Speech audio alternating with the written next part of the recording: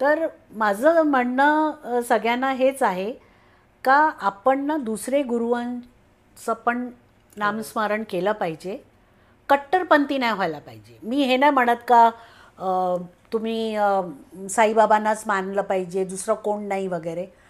तुम्ही ना तुमचं कम्फर्ट लेवल कुठल्या सद्गुरूबरोबर आहे, बरोबर, आणि त्याच्यासमोर बसून तुम्हाला रडताना पण लाज वाटणार नाही, तुम्ही आनंदाने उड्या पण मारू शकता त्याच्यासमोर.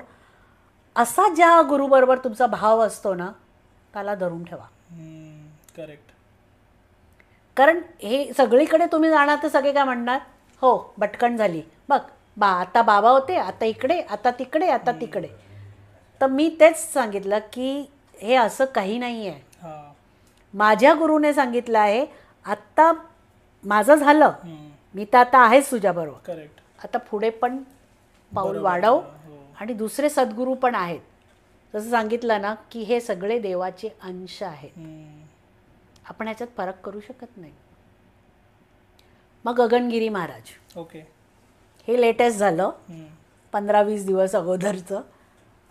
मला माझ्या स्वयंपाकीने बटाटे वडे केले. तर बटाटे वडे केले तर ती करून गेली. मी म्हटलं तू जा, आम्ही खाऊ नंतर, रात्रीचा टाईम होता. तर मी बटाटा वडा उचलला, तर त्या बटाट्या वड्यावर ते असं गणपतीची सोंड. ओके. तर मी म्हटलं भजीमध्ये येतात ना, वाकडी तिकडी भजी घालतो आपण, ते येतं. आणि खाली साईडला एक इम्प्रेशन. ओके. मला काही कळलं नाही, पण एवढं दिसलं की कोणीतरी मांडी घालून बसला आहे आणि त्याला सफेद दाढी आहे. अच्छा. काय माहिती नाही. मी सगळ्यांना फोटो फॉरवर्ड करते. असं काय खूप फुलांमध्ये देव मिळतात, स्वयंपाकात म्हणजे काय भाजीमध्ये आकार येतो, तर मी सगळ्यांना फॉरवर्ड करते, मला दिसतं तुम्ही पण दर्शन करून घ्या.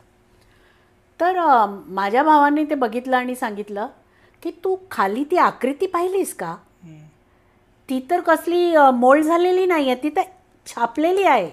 ओके. हे गगनगिरी महाराज आहेत. म्हटलं गगनगिरी महाराज ते कोण आहेत. ओके.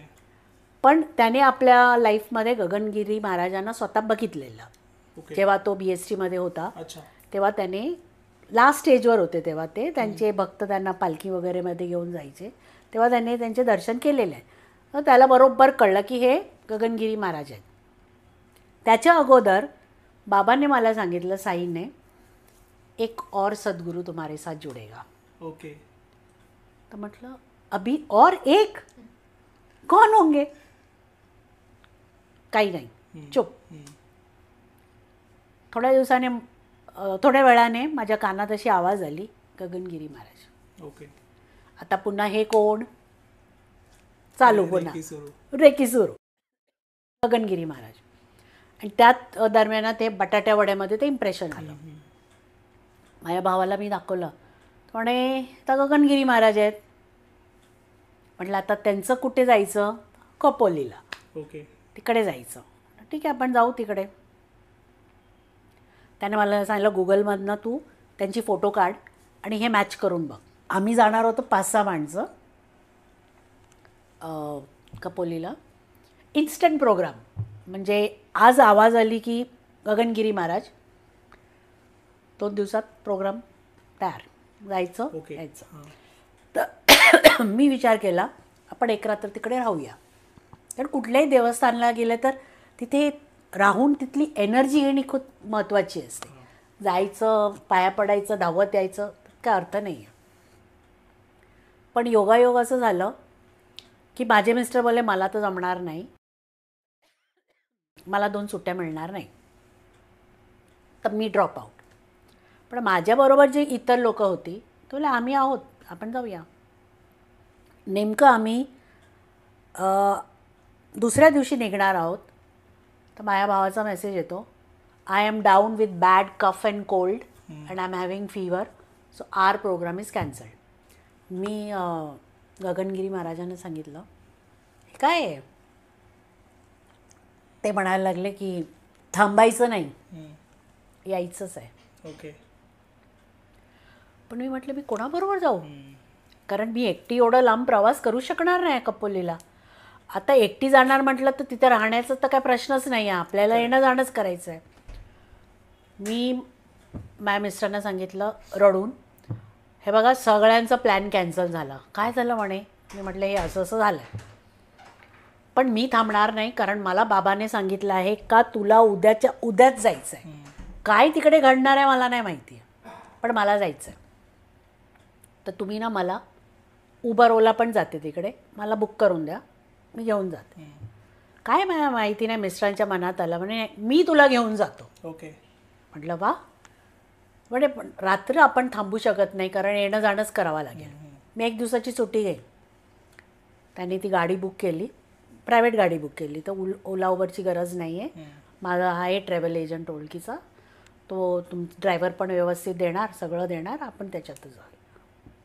आम्ही तिकडे गेलो आणि मला माहिती नाही की त्यांचं स्लोप चढून वरती गुफा आहे, त्याच्यामध्ये त्याने हे ध्यान हे करायचे, तपस्या करायची.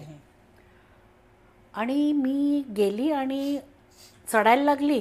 आणि तिकडे कसं आहे माहिती आहे, तुम्ही एंटर झाल्याबरोबर पहिल्या चपला काढायच्या. ओके. आणि सगळ्या परिसरमध्ये इवन टॉयलेटमध्ये पण तुम्ही बिन चपल्याच्या जायचं. तर एंटर झाल्यावर चपला काढल्या आम्ही आणि चढायला लागले वरती. आणि एवढा पावसामुळे सगळा रस्ता खराब झालेला, बारीक बारीक बारीक बारीक बारीक बारीक दगडी आणि डांबर निघालेलं. आणि म्हणजे मी 24 तास झोपायच्या वेळेस नुसती चपला काढते. ओके. माझ्या पायात नेहमी चपला असतात. मी इवन देवाची पूजा चप्पल घालूनच करते. तर तिथे चप्पल काढून आणि वरती चढायचं, आणि हे असल्या रोडवर माझी तर एवढी हालत खराब झाली. आणि मी मनात बोलते आहे का बाबा हे काय आहे, मी खालीच दर्शन घेतले असतं तर बरं झालं असतं ना, वरती म्हणजे अजून किती. तर एक बाई उतरून आली, तर माझ्या मिस्टरने विचारलं हे रस्ता कितना लंबा आहे. म्हणजे 15 मिनिट. ओके. मला लागले 45 मिनिट्स. ते 15 मिनिटं जायला, कारण मला सवयच नाही ना ते ह्याच्यावर चालायची, बारीक बारीक ते रेती आणि ते कंकड वगैरे. कशी तशी मी गेली वरती, बसली तिकडे. पण मन काय लागे ना की एवढा पाय सुजले, दुखायला लागले. आता त्याच रस्त्याने पुन्हा खाली पण यायचं आहे. बरोबर. आता पर्यायच नाही ना आपल्याला, खाली तर तसंच उतरायचं आहे. उतरून आम्ही आलो आणि भंडारा घेतला, जेवलो. आणि तिथे मला म्हणजे म्हणतात ना की असं वाटलं की मी का आली.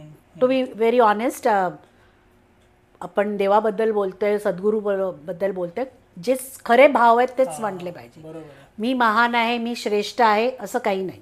मी म्हटलं मी कशासाठी आली इकडे, एवढा त्रास आणि हे ते. तर मी माझ्या मिस्टरांना सांगितलं, तुम्हाला जर माहीत होतं की ते वरती जायचं आणि मला तेवढं चढवत नाही आणि चपला पण नाही, तर तुम्ही जाऊन यायचं होतं ना, मी ते बसली असती. करेक्ट. तर म्हणे आता झालं ना, ते तुला समाधान वाटत नाही की आपण गेलो आतमध्ये गुफेमध्ये बसलो वगैरे. म्हटलं मी तर अजिबात त्यांच्याकडे बघितलं पण नाही, काय तुम्ही म्हणताय बसलो बिसलो वगैरे. झालं म्हटलं. तर त्यांचं खाली जे समाधी मंदिर आहे ना, तिथे आम्ही गेलोच नाही. ओके. मला वाटलं वरती झालं ना, बस झालं, आय एम हॅप्पी.